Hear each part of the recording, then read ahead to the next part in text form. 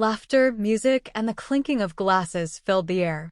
The scent of vanilla cake mingled with the warm, buttery aroma of hors d'oeuvres, creating an atmosphere of celebration. My birthday. My special day. I stood in the center of the room, glowing with excitement, my fingers tracing the delicate edge of my wine glass. The secret burned inside me, waiting to be revealed. I had pictured this moment countless times, how their faces would light up when I made the announcement. The cheers, the congratulations, the well wishes. This was supposed to be a night of joy, a night where everything changed for the better. Eric, my boyfriend of 3 years, stood across the room, his perfectly pressed shirt hugging his frame, his charming smile effortlessly keeping our guests entertained. I had loved that smile once, how it could make me feel like the only person in the world. Now, something felt off. His eyes didn't find mine as often as they used to, his hand never instinctively reached for mine anymore. But I brushed the thought aside. Tonight wasn't about doubts. Jordan, my best friend, nudged me with her elbow. "Ready?" she whispered, her eyes gleaming with anticipation. I nodded, suppressing a grin. I'd tell everyone after I blew out the candles. The perfect moment. "Everyone, can I have your attention?" Eric's voice rang out, effortlessly drawing all eyes to him. I turned, surprised. He hadn't mentioned a speech.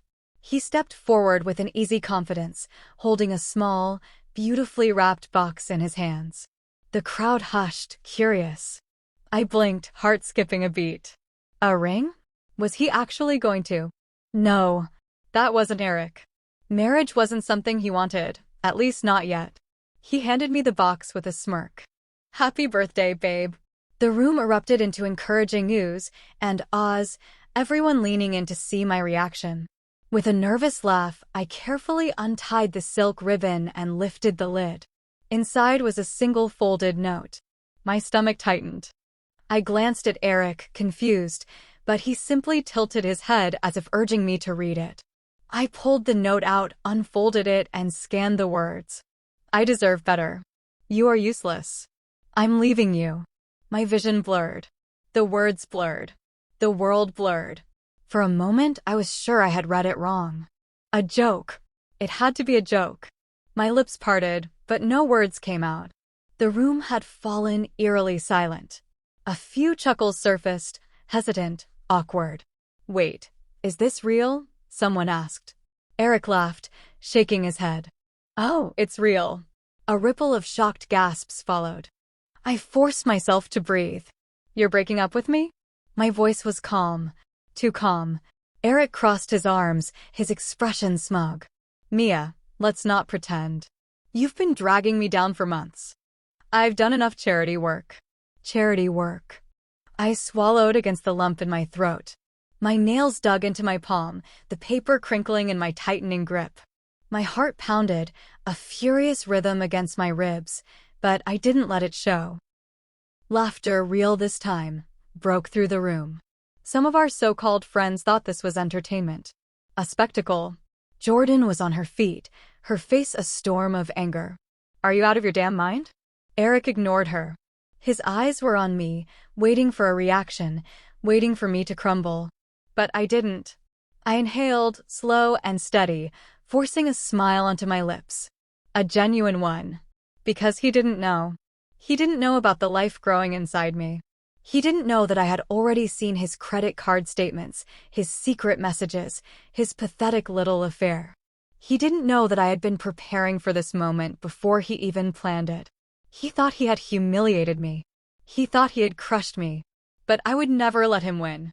I lifted my glass, ignoring the burning in my throat, ignoring the way my stomach twisted with nausea. "Well," I said, my voice ringing with forced cheerfulness, "to new beginnings then." Eric faltered, his smirk slipping for just a second. The guests shifted, some exchanging uneasy glances, some realizing that this was far worse than they had initially thought. Jordan, still seething, yanked the glass from my hand and threw it, shattering it against the wall. The tension in the air thickened. "Jordan," I murmured, placing a hand on her arm. "Not worth it." She exhaled sharply, glaring at Eric. "You'll regret this," she told him, voice dripping with venom. But Eric only shrugged. Doubt it. And with that, he walked out. The party was over. The guests awkwardly filtered out, whispering as they went. Some apologized. Some didn't. It didn't matter. I stood in the wreckage of my celebration, my hands shaking, my heart still racing. Jordan placed a firm hand on my shoulder. You okay? I nodded, but I wasn't sure if it was true. I had spent 3 years loving someone who never deserved me. But he was the one who had made a mistake tonight. Because now I was free. And I had the ultimate weapon against him. I placed a protective hand over my stomach where my child grew. Eric thought he had taken everything from me. But he had no idea. Not yet. The past had a way of creeping in when I least expected it. Even as I sat in the quiet wreckage of my ruined birthday night, my mind slipped backward, unraveling the tangled mess that had led me here. It hadn't always been bad. In the beginning, there had been laughter, stolen kisses, and whispered dreams of the future. Eric and I had met at a mutual friend's party 3 years ago. He was charming in a way that made you feel like you were the only one in the room. I had fallen fast and hard, swept up in his world of smooth words and grand promises. Moving in together had felt like the next logical step. I was in love, and he seemed just as committed. But reality had been much harsher than the fantasy we had built. Money was tight from the start. I worked long shifts at the bookstore, balancing bills while Eric jumped from one business venture to another, convinced he was destined for success. His confidence had been intoxicating at first, until it became suffocating. He never worried about money. That was my job. I covered rent when he was short. I skipped meals so he could impress his colleagues at expensive dinners. I made sacrifices without question. And Eric? He only ever worried about how things looked. Everything was about appearances.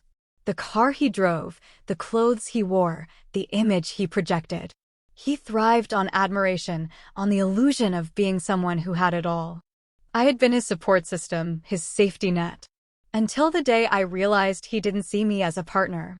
He saw me as a convenience. The memory of the day I found out I was pregnant still felt surreal. I had been feeling off for weeks, nausea, exhaustion, an odd sense of unease. At first, I blamed stress. Working extra hours, keeping up with Eric's expectations, trying to hold everything together, it had all taken a toll. But when I missed my period, a quiet fear settled into my bones. I had taken the test alone in our bathroom, hands trembling as I watched the second pink line appear. Pregnant. I had sunk to the floor, pressing a hand to my stomach. The fear was there, yes, but so was something else. Something warm. Something hopeful. This baby was mine. I had waited until Jordan came over that evening before I told anyone. She had always been my rock, the one person I could trust without hesitation. Her reaction had been immediate shock, followed by fierce protectiveness. Mia, what are you going to do? I had hesitated, the answer already forming in my mind. I'm keeping it. She had exhaled, nodding. Okay. And Eric. That was the real question, wasn't it? I had wanted to believe he would be happy. That despite our struggles, despite his selfishness, he would step up. But then I had found the messages. It had been an accident at first. Eric's smartwatch had been charging on the counter while he was in the shower, the screen lighting up with a preview of a message. Naomi, can't wait to see you again. Last night was incredible. My heart had stopped. Naomi, our Naomi, a mutual friend, someone I had trusted, someone who had laughed with me, celebrated birthdays with me, stood by my side. I hadn't meant to pry, but the messages kept coming, kept flashing onto the screen, each one slicing deeper than the last. Eric, wish I could leave right now. Mia's so clingy these days. Naomi, she's always been boring. I don't know how you've lasted this long. I had felt physically ill, but I hadn't confronted him. Not yet. Instead, I had done something Eric would have never expected from me. I had planned. I had dug through our finances, through his credit card statements, piecing together a picture of his double life. Lavish dinners, hotel stays, expensive gifts, all while I had been skipping meals to pay rent. And I had waited. Because Eric had thought he was untouchable. He had thought I was weak, and that had been his first mistake. I had told Jordan everything. She had wanted to confront him right then and there, but I had stopped her. Not yet, I had said. Not until I have everything in place. And now, here I was. He thought he had blindsided me tonight. He thought his cruel little birthday stunt had shattered me. But he had no idea how long I had been preparing for this. Jordan sat beside me now, her expression still stormy. You should have let me punch him.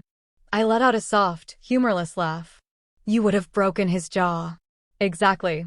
I exhaled, rubbing a hand over my face. It's fine. It's not fine, Mia. She turned to face me fully. He humiliated you. In front of everyone. What kind of sick? It doesn't matter. I looked up, meeting her gaze. He's out of my life now. And I have something much more important to focus on. Her expression softened. The baby. I nodded. She reached out, squeezing my hand. You're not alone in this, okay? We'll figure it out. A lump formed in my throat. I know. And I did. Eric had taken my birthday and tried to turn it into a moment of ruin. But he didn't realize. He had just set me free. I stood, rolling my shoulders back. There was still so much to do. Secure my finances. Contact a lawyer. Make sure the apartment lease was in my name. And when the time was right, Eric would learn exactly what it felt like to be discarded. Not today. Not tomorrow. But soon. Sunlight streamed through the blinds, painting the walls in golden streaks. The room was eerily quiet. Too quiet. The air still carried the faint scent of birthday cake and wine, but the celebration had long since faded, leaving only the aftermath. Empty glasses, half-eaten appetizers, and the remnants of a night that had ended in disaster. I lay in bed, staring at the ceiling, my body heavy with exhaustion. My phone sat on the nightstand, face down. I hadn't checked it since last night, but I knew the messages were there, whispers of pity, fake concern, and inevitable gossip. Jordan had stayed over, refusing to leave me alone after what Eric had done. She had taken over my couch, her protective energy radiating through the apartment. I heard movement now, the sound of cabinets opening, the clink of dishes, the unmistakable scent of coffee drifting through the air. I forced myself to sit up, my limbs aching from the weight of everything. The moment my feet touched the floor, the memories of last night came rushing back. Eric's smirk. The laughter. The betrayal written in cruel ink on that stupid note. I pressed a hand to my stomach. He doesn't know. A small, bitter smile tugged at my lips. If he thought he had stripped me of everything, he was wrong. I padded out of the bedroom and found Jordan in the kitchen, her blonde hair messy from sleep, a mug in her hands. She looked up as I entered, eyes scanning me like a mother hen assessing damage. Morning. I pulled out a chair and sat across from her. Morning. She slid a cup of coffee toward me. How are you feeling? I wrapped my hands around the warmth of the mug, taking a slow breath before answering. Numb. Jordan's lips pressed into a thin line. Understandable. She paused. Mia, you don't have to pretend with me. I exhaled. I know. For a long moment, neither of us spoke. The quiet was comforting in a way, an unspoken agreement that I didn't have to force words if I wasn't ready. Then, Jordan cleared her throat. So, what's the plan? I looked up. Plan? She gave me a pointed look. I know you. You're not the type to sit back and cry over some worthless man. My fingers tightened around the mug. No, I admitted. I'm not. Eric thought he had control, that I would break down and let him walk all over me. He expected me to fold, to let him dictate how this ended. He was wrong. I set the mug down. First things first. The apartment. It's in both our names, but I'm getting him off the lease. Jordan nodded approvingly. Good. And I need to secure my finances. I've been covering for him for too long. I need to make sure my money is mine again. Another nod. And? I hesitated, then said it. I'm calling a lawyer. Jordan grinned. Now that is the Mia I know. I wasn't going to let Eric dictate the terms of my future. Not after everything. As if on cue, my phone buzzed. I didn't need to check it to know who it was. Eric. I let out a slow breath, flipped the phone over, and read the message. Eric, I'll be by later to get my things. Be ready. Be ready? I scoffed. The audacity. The entitlement. Jordan leaned over, reading the text. Her eyebrows shot up. Wow! He really thinks you're just going to roll over and make this easy for him. I smirked. He's in for a surprise. I wasn't going to cry. I wasn't going to beg. I was going to handle this. I grabbed my phone and quickly typed a response. Me, you'll get your stuff when I decide. You don't call the shots anymore. 3 dots appeared instantly. He was already typing. Eric, don't be difficult, Mia. I'll be there at noon. I stared at the screen. Noon? Perfect. I turned to Jordan. How tall is Adrian again? Jordan's grin widened. 6'4". And built like a tank. Great. I picked up my phone again. Me, noon it is. Jordan cackled. Oh, this is going to be fun. By the time noon rolled around, I was ready. Eric thought he could just waltz in and collect his things like this was a mutual decision. Like he wasn't the one who had publicly humiliated me and expected me to be grateful for it. Jordan had called Adrian the moment I suggested it. He had agreed without hesitation, his only response being, say less. And now, as I stood by the door, the anticipation buzzed beneath my skin. The knock came, sharp and impatient. I opened the door. Eric stood there, dressed in his usual casual arrogance. Designer sunglasses, fitted jeans, an expensive watch that I had probably paid for. He smirked, as if expecting me to fall apart at the sight of him. Behind me, Adrian stepped forward. Eric's smirk faltered. Adrian was a presence, tall, broad-shouldered, arms crossed over his chest. His expression was neutral, but his size alone sent a message. Eric, I said coolly, stepping aside. Here's your stuff. Eric's gaze darted between me and Adrian, his jaw tightening. That's it. I gestured to the single suitcase by the door. That's all you had here. It wasn't. He had more. Clothes, shoes, little pieces of himself still scattered in my space. But he didn't deserve the luxury of picking and choosing what he took. His lips pressed into a thin line. You're being dramatic. No, I said, crossing my arms. I'm setting boundaries. For a moment, he said nothing. He was used to controlling the narrative, to bending people to his will. But not this time. He reached for the suitcase, muttering under his breath. Then, just as he turned to leave, he paused. You're going to regret this. I smiled. No, Eric. You are. He hesitated, as if sensing something beneath my words, something he didn't quite understand yet. I didn't elaborate. I simply stepped back inside, shut the door, and locked it. Jordan let out a low whistle. That was beautiful. Adrian chuckled. He looked like he saw a ghost. I exhaled, my hands trembling slightly. It wasn't fear. It was adrenaline. I had taken the first step, and there was no turning back. The silence after Eric left was heavier than I expected. Even with Jordan and Adrian standing beside me, a strange stillness settled over the apartment. I exhaled, forcing my hands to unclench. I had done it. I had sent him away with nothing more than a single suitcase and a reality check.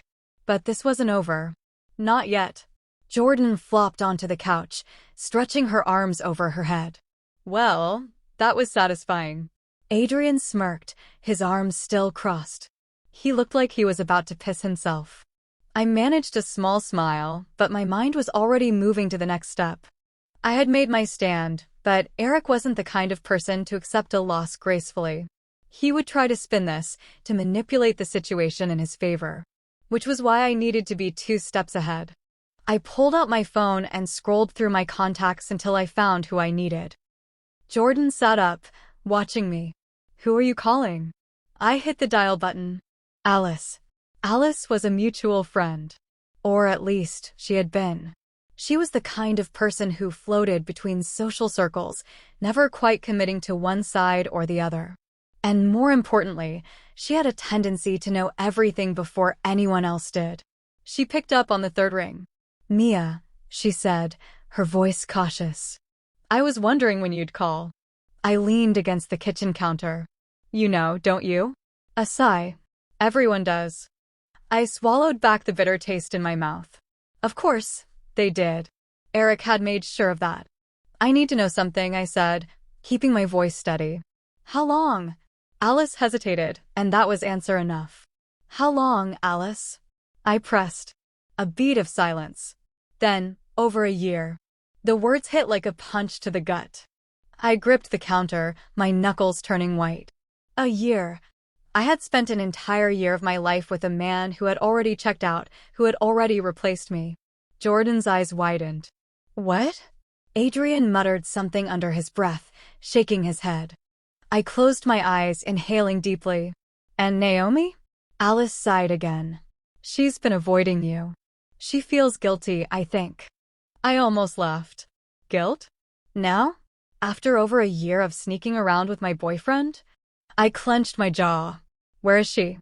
I don't know. Alice's voice softened. Mia, she's scared of what you'll do. I opened my eyes, my voice cold. She should be. Because I wasn't going to lash out. I wasn't going to scream or cry or throw things. I was going to wait. Wait for the perfect moment. Because Eric had thought he had destroyed me. But all he had done was give me time to prepare. I hung up without another word. Jordan was still staring at me. A year? I nodded. She shook her head. I swear to God, I will end him. Adrian snorted. Get in line. I pushed away from the counter. No, we don't need to do anything. Jordan gawked at me. Mia. I met her gaze. He's going to destroy himself. And I meant it. Eric lived for appearances. He needed admiration, validation. But his carefully constructed image was about to collapse, and I wasn't going to lift a single finger. All I had to do was let it happen. Jordan exhaled. Fine, but if you change your mind, I have a baseball bat with his name on it. I smiled, for real this time. Noted. Adrian checked his watch. You good here? I nodded. Yeah, thanks for coming. He gave me a rare, genuine smile. Anytime. After he left, Jordan turned to me. So, what's next? I picked up my phone again. I'm making sure Eric has nothing left to cling to. I called my landlord. It took some negotiating, but by the time I hung up, the apartment lease was officially in my name. Eric was no longer legally tied to my home. One more thing he didn't control. I spent the next few hours combing through bank statements, closing joint accounts, securing my finances. Every time I found another bill with my name attached to one of Eric's expenses, I felt another wave of anger rise inside me. I had spent so much of our relationship supporting him, believing in him. And the whole time, he had been spending money on her. But that was over now. By the time evening rolled around, I had cut every financial tie between us. And I felt lighter. Jordan stretched. All right. I'm officially in awe. You really are a mastermind. I smirked. I learned from the best.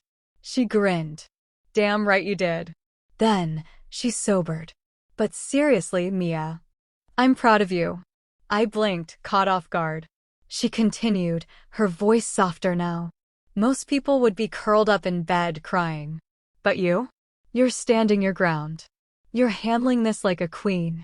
Emotion swelled in my chest. I swallowed past it, giving her a small smile. It's not over yet. Jordan smirked. Oh, I know. And I cannot wait to see how this plays out. Neither could I. Because Eric had spent the last year living in a fantasy. And now? Reality was about to hit him like a freight train. The weeks that followed were like watching a carefully constructed house of cards collapse in slow motion. It started with whispers. At first, Eric's friends, the ones who had laughed that night at my party, pretended nothing had happened. They carried on, making excuses for him, brushing off his behavior like it was just another one of his jokes. But then, the truth started leaking through the cracks. People began to talk. About how he had humiliated me. About how he had cheated. About how he had thrown away 3 years for what, for Naomi. And then, like fate had been waiting for the right moment, it happened. Eric lost his job. I heard about it through Alice, of course. She had called me late at night, voice tinged with something between disbelief and satisfaction. You're not going to believe this, she had said. He got fired. I had blinked, staring at the ceiling. What? His boss found out about Naomi. Turns out, the company had some strict policies about workplace relationships. And since Eric was lying about his status while messing around with a coworker, well, they cut him loose. I almost laughed. It was poetic in a way. Eric had spent so much time crafting this image of himself, successful, untouchable. But the truth was, he had always been balancing on a ledge, pretending he had wings. And now? He was falling. I didn't reach out. I didn't check on him. I waited, because I knew what was coming next. And I was right. 2 weeks later, I was leaving the grocery store when I saw her. Naomi. She was standing by her car, phone pressed to her ear, shoulders tense. Her normally flawless makeup was smudged, and for the first time since I had known her, she looked frazzled. I walked past her, pretending I didn't see. But then, wait. Her voice. I turned, raising an eyebrow. Yes. Naomi hesitated, biting her lip. I wanted to talk. I crossed my arms. About what? She shifted on her feet. Eric. Of course. I said nothing, just waited. She exhaled sharply. I left him. That surprised me. I hadn't expected it to happen so soon. I tilted my head. Why? Naomi let out a bitter laugh. Because he lied. About everything. I arched an eyebrow. And you just realized that? She flinched. Good. I thought. She trailed off, shaking her head. I thought he was different with me. I almost pitied her. Almost. Because I knew what it was like to believe in Eric's lies. But I also knew the difference between being fooled and choosing to be blind. You helped him humiliate me, I said, my voice calm but firm. You knew what he was doing and you didn't care. Naomi looked away. I didn't think it would get so bad. I laughed, but there was no humor in it. Right. Silence stretched between us. Then, she swallowed. I'm sorry. I studied her. She looked like she meant it. But did it even matter? Naomi wasn't my problem. She never had been. Eric was. And he was about to feel everything he had put me through. I turned to leave. Mia. I glanced back. Naomi's voice was softer now. He's been trying to reach you. I knew that. I had seen the missed calls, the messages. I had ignored them all. I gave her a small, sharp smile. He'll try harder. And then I walked away. The first time Eric showed up at my apartment, I almost felt bad for him. Almost. He looked wrecked. His shirt was wrinkled, his face unshaven, dark circles under his eyes. He reeked of alcohol. I didn't open the door. I just stood there, watching him through the peephole as he knocked. Mia. His voice was slurred. Come on, just talk to me. I leaned against the door, silent. I messed up, he continued, his voice cracking. I know I did. But, Mia, please. I need to see you. I didn't move. I let him beg. Let him feel it. The way I had felt it. When he finally stumbled away, I exhaled, pressing a hand to my stomach. He knew. Someone had told him. And now he was desperate. Good. I wasn't done making him suffer yet. The next morning, I woke to my phone vibrating on the nightstand. I groaned, rolling over and squinting at the screen. Eric. Again.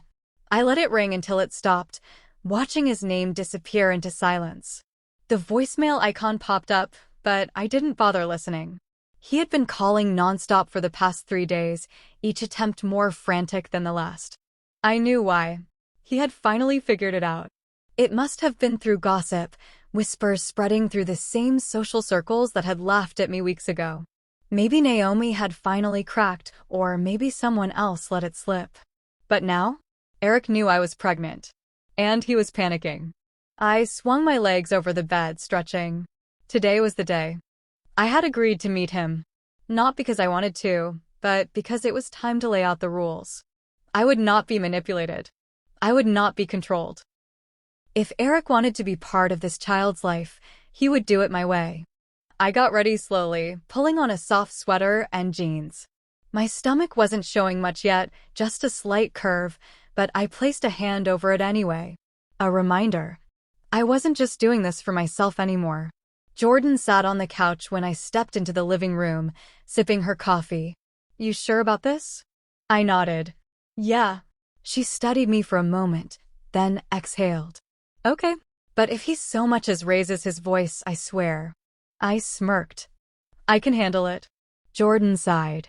"I know you can. That's what scares me." She wasn't wrong. I grabbed my bag and left before she could talk me out of it. Riverside Coffee House was small, tucked between a bookstore and a florist. It smelled like cinnamon and freshly ground espresso, the kind of place that made you feel safe, even when everything else was falling apart. I arrived early. I wanted to choose the table, the setting, the advantage. I picked one near the window, where the afternoon sun filtered through, casting warm light over the wooden floors. I didn't have to wait long. Eric walked in 5 minutes later. He looked different. Thinner. The confidence he usually carried like armor was gone, replaced with something raw and unsteady. His gaze flickered over the cafe until he spotted me. I stayed seated as he approached. "Mia." His voice was softer than I expected. I nodded at the chair across from me. "Sit." He hesitated, then pulled it out and sank down. For a moment, neither of us spoke. He studied me like he didn't recognize me, like I wasn't the same woman he had humiliated in front of all our friends. And maybe I wasn't. Finally, he cleared his throat. I don't even know where to start." I tilted my head. "Start with the truth." His jaw tensed. "I messed up." I raised an eyebrow. "That's an understatement." He exhaled sharply, running a hand through his hair. "I don't know what I was thinking. That night. God, Mia, I was stupid." I let him talk. Let him ramble about regret, about mistakes, about how he hadn't meant to hurt me. I waited until he ran out of words. Then I leaned forward. "Eric, I'm not here for an apology." His brows furrowed. "You're not?" "No," I folded my hands on the table. "I'm here to tell you how this is going to work." His mouth opened, but I didn't let him interrupt. "I don't trust you," I continued, voice steady. "And I don't owe you anything. But I am having this baby. And if you want to be involved, there are going to be rules." His throat bobbed. "Rules?" "Yes." I reached into my bag and pulled out a neatly printed document. "I met with a lawyer." His eyes widened. "Mia, come on." I slid the papers across the table. "This is a child support plan. It outlines financial responsibility, visitation agreements, and legal boundaries." He stared at it as if the words might burn him. "You're serious?" I met his gaze. Completely. Silence stretched between us. Then he laughed. A bitter, humorless sound. "God, you really thought this through, huh?" I didn't blink. "Yes." He ran a hand down his face. "Mia, I don't even have a job right now. How the hell am I supposed to?" "That's your problem," I said flatly. "Not mine. Not our child's." He looked at me like I had changed into someone unrecognizable. Maybe I had. "Do you even want me in their life?" he asked, voice quieter now. I considered the question carefully. Did I? I didn't need him. That much was clear. But this wasn't just about me. It was about the baby. And no matter how much I hated Eric, he was still their father. "I want what's best for them," I said finally. "And that means stability." He swallowed hard. "And you think I'm stable?" I let out a slow breath. "Not yet." He flinched. I gestured to the papers. "If you're serious about being involved, sign it. Prove to me that you can be responsible." His hands clenched into fists on the table. For the first time, he wasn't angry. He wasn't smug. He just looked lost. "I didn't expect you to be like this," he admitted. I tilted my head. "Like what?" He swallowed. "So cold." I smiled, but there was no warmth in it. "I'm not cold, Eric. I'm just done." He exhaled, looking away. "And if I don't sign?" I shrugged. "Then don't bother calling me again." The finality in my voice made something shift in his expression. For the first time in his life, Eric had no power.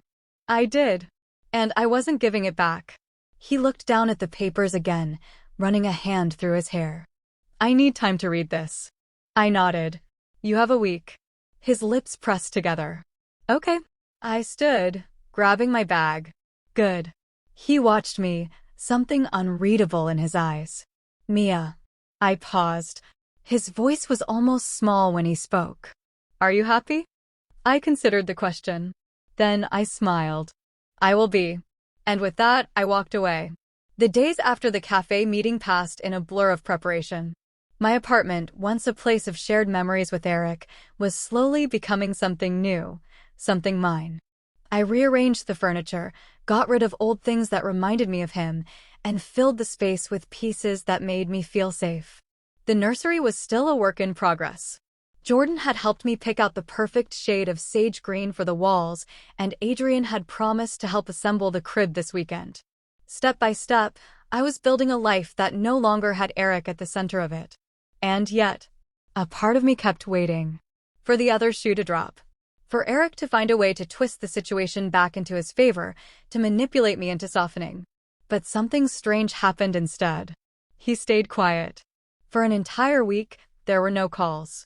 No texts. No sudden appearances at my door. At first, I thought it was a trick, a calculated silence meant to make me lower my guard. But as the days stretched on, I started to wonder if it was something else entirely. Had he finally realized there was nothing left for him to take from me? The thought should have brought relief. Instead, it made me uneasy. Then, on Friday evening, I ran into Naomi again. I was coming back from the pharmacy, my hands full with prenatal vitamins and snacks that had suddenly become my new cravings, when I spotted her near the park. She saw me at the same time. For a moment, we just stared at each other. She looked better than she had last time, but there was something off in her posture, like she was bracing herself for a conversation she didn't want to have. I wasn't planning to give it to her. I had nothing more to say. But as I moved past her, she called out, Mia, wait. I stopped but didn't turn around. What? Naomi hesitated. Can we talk? I sighed, finally turning to face her. Why? She bit her lip. Because I think you deserve to know what's going on. I folded my arms. With who? You? Eric? She winced at his name. Interesting. Both, I guess. Her voice was quieter now. Look, I already told you I left him. But I don't think you realize why. I arched an eyebrow. Because he's a liar? A cheater? A manipulative asshole. She let out a humorless laugh. That's part of it. I tilted my head. What's the other part? Naomi exhaled, shifting on her feet. Mia, he's not doing well. I almost laughed. Not my problem. I know. She looked down. But I thought you should know anyway. I frowned. I didn't care how Eric was doing. Did I? I pushed the thought away. Why are you telling me this? She hesitated, then finally said it. Because I don't think he's ever hit rock bottom before. And I think he's there now. A strange chill ran through me. I wasn't sure if it was satisfaction or something else. Naomi glanced around, as if making sure no one else could hear. He's broke, Mia. Like, completely broke. He blew through all his savings trying to keep up appearances. And after he lost his job, everything fell apart. I stared at her. She kept going. He tried to move in with a friend, but no one wants to deal with him. He burned too many bridges. And, she swallowed. I think he's drinking a lot. Something twisted in my stomach. I had wanted him to feel it, to feel the loss, the consequences of his own selfishness. But I hadn't imagined this. Naomi must have seen something in my expression because she took a step closer. I know you have every right to hate him. And I know he deserves this. But I also know you. I clenched my jaw. And what does that mean? She held my gaze. It means you're not the kind of person who walks away without knowing how the story ends. My stomach flipped. I hated that she was right. That night, I didn't sleep. I stared at the ceiling for hours, the weight of Naomi's words pressing into me. Eric, broken. Eric, drunk and alone. Eric, finally realizing that this time, there was no one left to clean up his mess. I wanted to feel triumphant. But all I felt was exhausted. At 2 in the morning, my phone vibrated. I didn't need to check the screen to know who it was. For a moment, I debated ignoring it again. But something in my gut told me this call was different. With a sigh, I reached for my phone and answered. Eric's voice came through, hoarse and unsteady. Mia. I didn't respond. A heavy pause. Then, I don't know what to do. I squeezed my eyes shut. I could hear it. The desperation. The exhaustion. The truth. For the first time since this entire mess began, Eric wasn't calling to manipulate me. He was calling because he had nothing left. I swallowed hard. That's not my problem, Eric. A sharp inhale. I know. Another pause. Then, so quiet I almost didn't hear it. I'm sorry. Days passed after Eric's call, but I didn't return it. I wasn't ready. I had spent too much time cleaning up his messes, smoothing over his mistakes, making excuses for him. This wasn't my problem to fix. But something had shifted. It wasn't that I wanted to help him. It wasn't even that I cared if he got his life together. It was that, for the first time, he had sounded human. Not arrogant. Not manipulative. Just lost. And maybe, just maybe, that was enough to make me watch. Not forgive. Not forget. But watch. To see if he could become something more than the man who had shattered me. The next time he called, I answered. Not to console him. Not to give him another chance. But to set the rules. We can meet, I told him, my voice firm. But only because of the baby. Nothing else. He exhaled sharply. I understand. I wasn't sure if he did. But I would make sure he did soon enough. The cafe was different this time. No tension. No power struggle. Just two people sitting across from each other, trying to figure out what came next. Eric looked rough. He had shaved, but the dark circles under his eyes remained. His hands fidgeted with his coffee cup, a nervous habit I had never seen before. Good. He should be nervous. I placed my hands on the table, palms down. Here's how this is going to work. He nodded, waiting. You're not in control anymore, I said. You don't get to decide when or how you show up in this child's life. You prove to me that you can be stable, or you don't get to be involved at all. He swallowed. I get that. I kept going. I need actions, not words.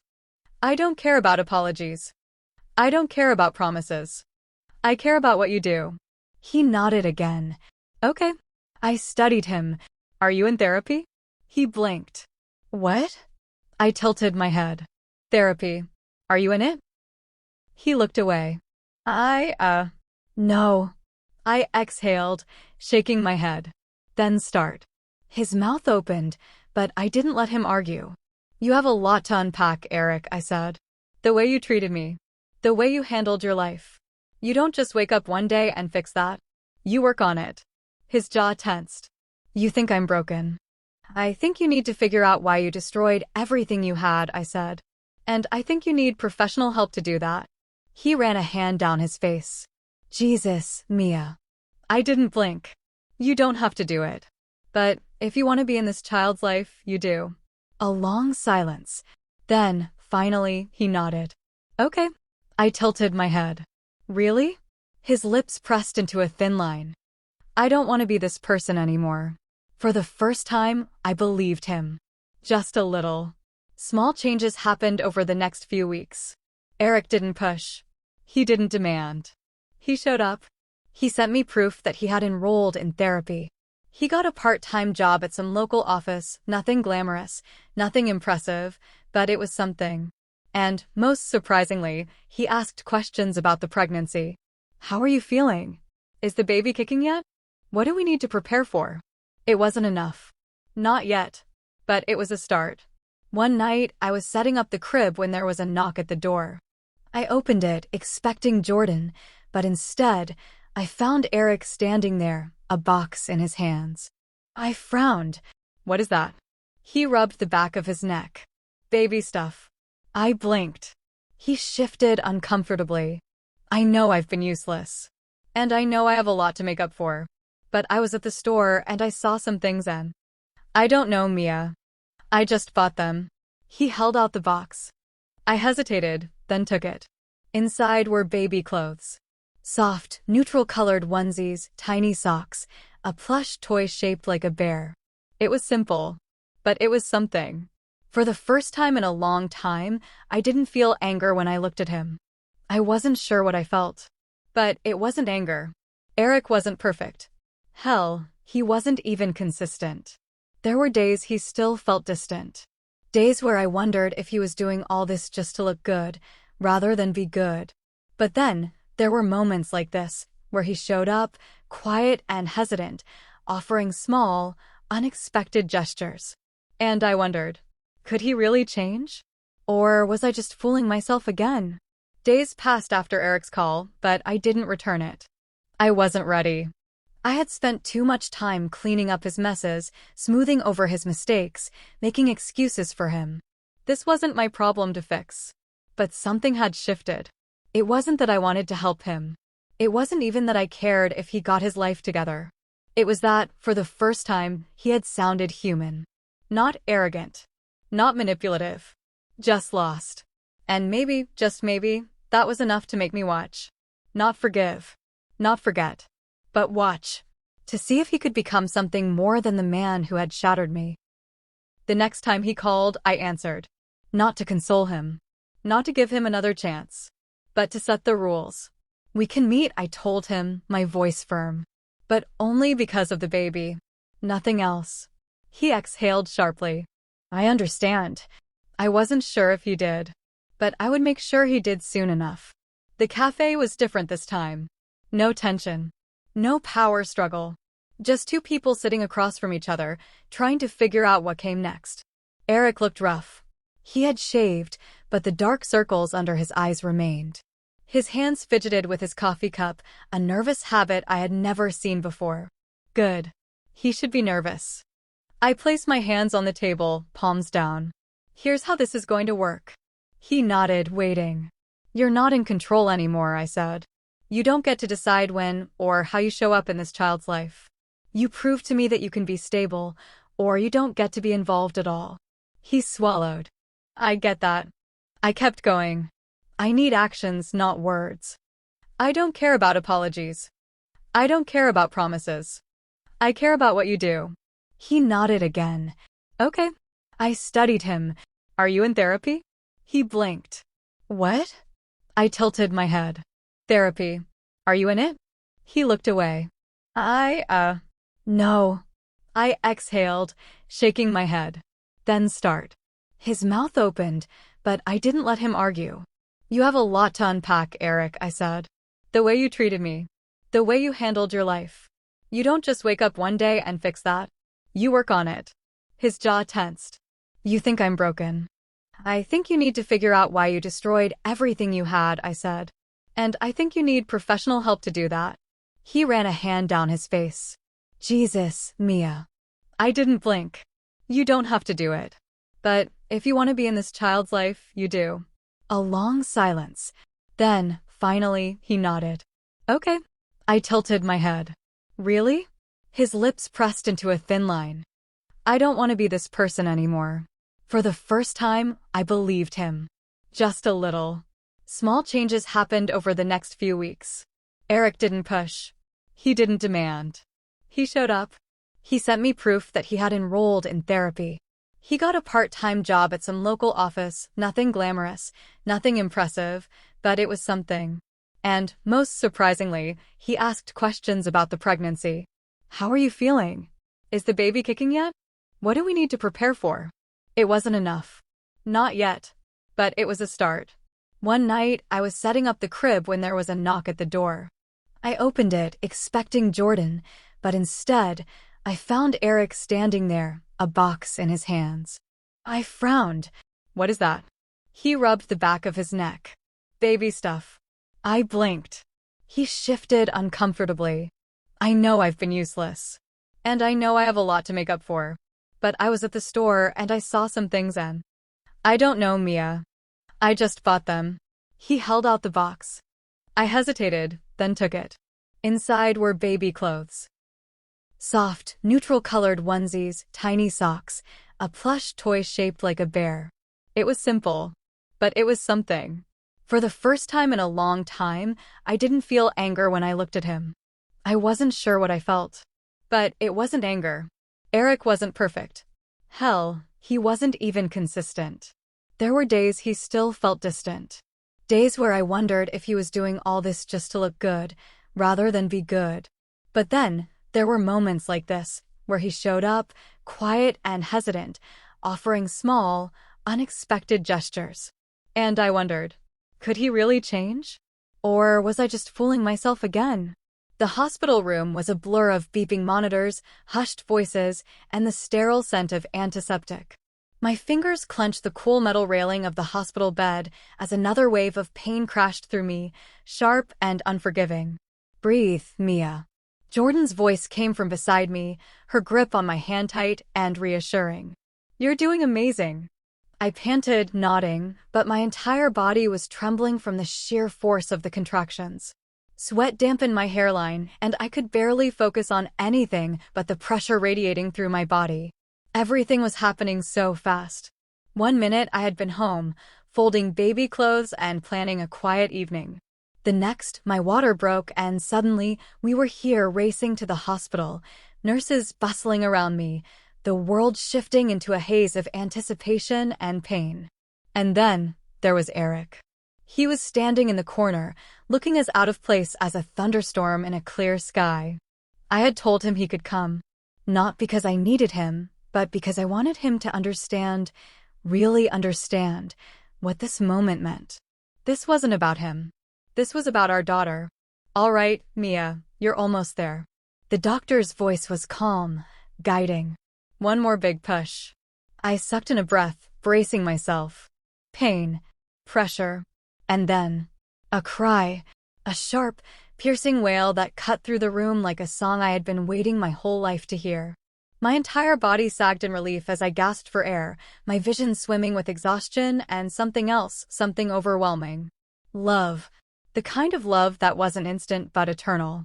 The nurse moved quickly, wrapping the tiny, wriggling body in a soft blanket before placing her against my chest. "Ava," I whispered, my voice thick with emotion. "Hi, baby girl." She was small, so impossibly small, but warm, her tiny hands curling instinctively against me. Her cries softened as I held her, as if she knew she was safe. Tears pricked my eyes. Jordan sniffled beside me. "She's perfect." I laughed weakly, pressing a kiss to Ava's forehead. "She really is." For a moment, it was just us. Me and my daughter. Nothing else mattered. Then, out of the corner of my eye, I saw movement. Eric. He was staring, frozen, his entire body tense as he looked down at Ava like he couldn't believe she was real. His hands were clenched at his sides, his breathing uneven. For a second, I thought he might leave. But then, something in him broke.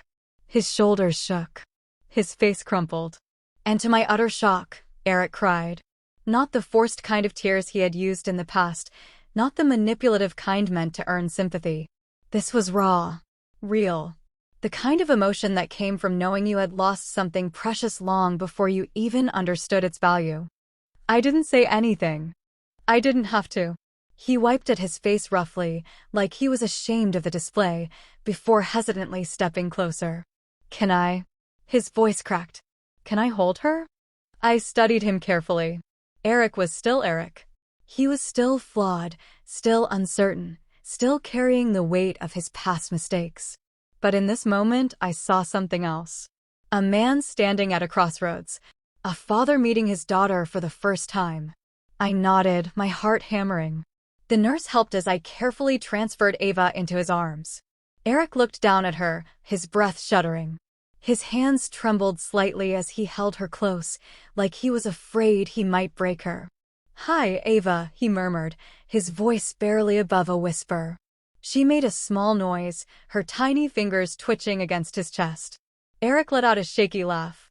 "She's so small." I nodded. "Yeah." He swallowed hard, his eyes never leaving her face. "I don't deserve this." I sighed. "Maybe not." His gaze flickered to mine, searching. "But she deserves you to try," I said softly. He nodded, and I saw the moment he truly understood. This wasn't about fixing us. It was about being the kind of father Ava needed. And whether or not he could be that person, only time would tell. The first weeks of motherhood were a blur of sleepless nights, soft lullabies, and the quiet hum of a life I was still adjusting to. Ava was everything. Every breath, every tiny stretch of her fingers, every sleepy sigh against my chest, it all felt like a miracle I had never expected but wouldn't trade for the world. But it wasn't easy. I had prepared myself for exhaustion, for the endless cycle of feedings and diaper changes. But nothing could have prepared me for the overwhelming weight of responsibility, the way love and fear tangled together so tightly it made my chest ache. And then there was Eric. He wasn't perfect. He wasn't even consistent. But he was trying. After the hospital, he had come by more often, never pushing, never assuming his place. Just showing up. At first, I kept my walls high. I watched him carefully, waiting for the moment he would falter, the moment he would prove that this was just another act, another attempt to save face. But he didn't. Instead, he changed diapers with clumsy but genuine effort. He paced the living room with Ava in his arms, humming tunelessly when she fussed. He asked questions, not just about her, but about how I was doing what I needed. It wasn't a grand gesture. It was a series of small, consistent moments. And for the first time, I wondered if maybe, just maybe, he was capable of real change. One evening, after putting Ava down for the night, I curled up on the couch, letting out a long sigh. The apartment was quiet, save for the hum of the baby monitor beside me. Jordan was stretched out in the armchair, flipping through a magazine. "You look dead inside." I snorted. "Thanks." She smirked. "I mean it in a supportive way." I shook my head, rubbing my eyes. "I'm just tired." Jordan hesitated, then set the magazine down. "And Eric." I stiffened slightly. "What about him?" She studied me. "Do you believe him?" I exhaled, leaning back against the couch. "I don't know." Jordan nodded slowly. "That's fair." We sat in comfortable silence for a moment before she spoke again. "Do you want to believe him?" That was the real question, wasn't it? I stared at the ceiling, the weight of everything pressing into me. I want Ava to have a father who shows up for her. I want her to have someone she can count on. But me? I don't think I'll ever trust him the way I used to. Jordan reached over, squeezing my knee. "Maybe that's okay." I met her gaze. She shrugged. "You don't have to trust him the way you used to. You just have to trust that he's not going to fail her." I swallowed hard. Because that was it, wasn't it? This wasn't about us anymore. It never had been. A few days later, I ran into someone unexpected. It happened at the grocery store. I was balancing Ava's carrier in the cart, scanning shelves with half-focused exhaustion, when a familiar voice made my stomach twist. "Mia?" I turned, my breath catching. "Naomi." For a second, we just stared at each other. She looked different. Less polished, less put together. There were dark circles under her eyes, her usually pristine hair pulled into a messy bun. "Hey," she said hesitantly. I kept my expression neutral. "Hey." Her eyes flickered to Ava, and something unreadable passed over her face. "She's beautiful." I nodded. "I know." A pause. Then, Naomi exhaled. "I don't expect you to forgive me." I tilted my head. "Good." She flinched, but to her credit, she didn't look away. I wanted to say it again. "I'm sorry. For everything." I studied her. The old me, the one who had once trusted her, who had welcomed her into my home, might have softened. But I wasn't that girl anymore. I wasn't cruel. But I wasn't naive. "I don't hate you, Naomi," I said finally. "But I don't think about you much either." Her lips parted slightly, like she had expected something else. I adjusted Ava's blanket. "You and Eric? That was never about me. It was about you too. About the choices you made, the lies you told yourselves." Naomi swallowed. "Yeah." I exhaled. "I've moved on. You should too." She nodded slowly. "Okay." I didn't say anything else. I just turned and walked away. And for the first time, I felt free. Months passed and slowly, life settled into something new. Not perfect. Not easy. But mine. I started a new job, One that gave me the flexibility to be home with Ava when she needed me. I decorated my apartment, filling it with warmth, with laughter. And Eric? He kept showing up. Some days, he struggled.